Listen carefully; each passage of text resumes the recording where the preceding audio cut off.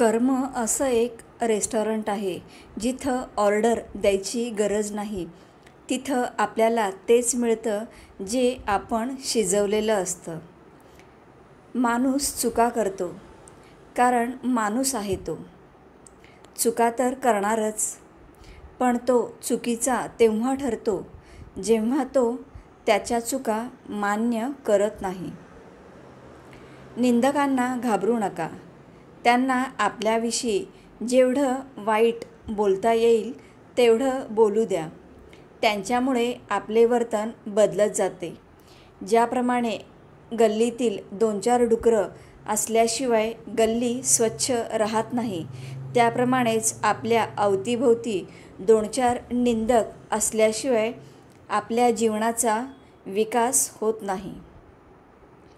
आजीशिवाय संस्कार नाहीत, आजोबांशिवाय संघर्ष नाही, आईशिवाय घराला घरपण नाही, बाबाशिवाय आयुष्याला अर्थ नाही, बहिणीशिवाय मजा मस्ती नाही, भावाशिवाय लाड आणि भांडण नाही आणि यांच्याशिवाय 4 भिंतींचं घर नाही. थकलेल्या मनाची सर्व्हिसिंग करणारं हक्काचं एकमेव गॅरेज म्हणजे मैत्री. मित्र खूप जोडा, पण जोडलेल्या मित्रांसोबत राजकारण खेळू नका. शिक्षण, डिग्री, पॅकेज यावरून माणूस कधीच श्रेष्ठ किंवा मोठा होत नसतो.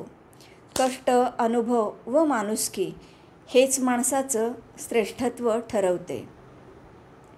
यशस्वी भरपूर जण असतात, परंतु समाधानी फार कमी असतात.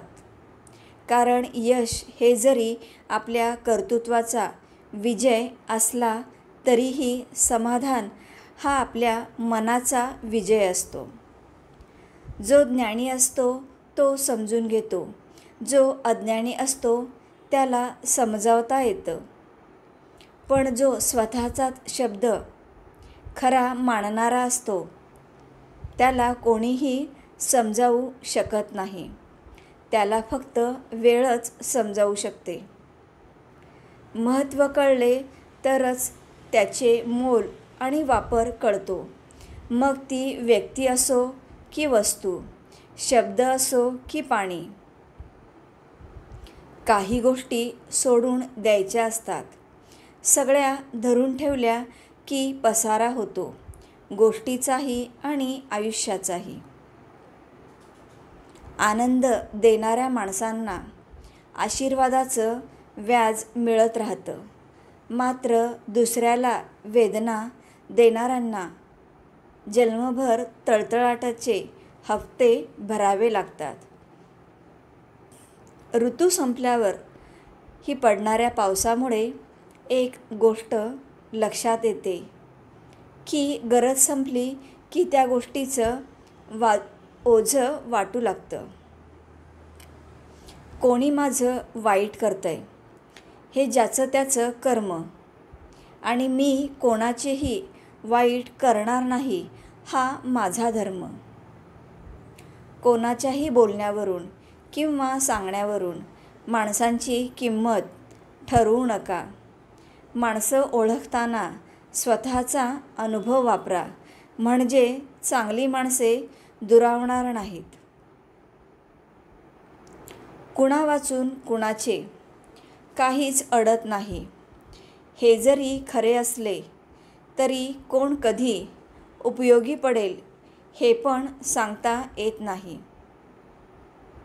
कुणीही कसं दिसावं यापेक्षा कसं असावं याला महत्त्व आहे.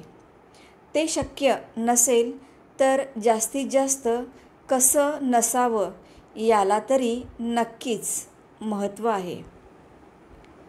कुणाच्या नादात किंवा वादात पडण्यापेक्षा उद्योगात पडा, खूप प्रगती होईल.